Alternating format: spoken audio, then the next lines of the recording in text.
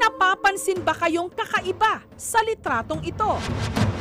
Kuha ng magtiyahing Joy at Ariel na minsan nagbakasyon sa Lusok Cave sa Calayan Group of Islands.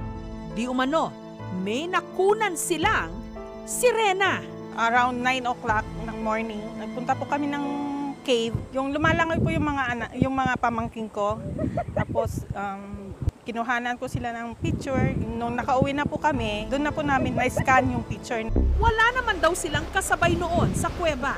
Kaya laking pagtataka ni Joy nung may nakunan siya na parang kasama ni Ariel sa litrato.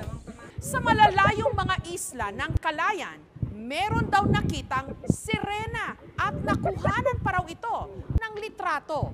Totoo kaya o karugtong lang ng isa sa wala? Gago!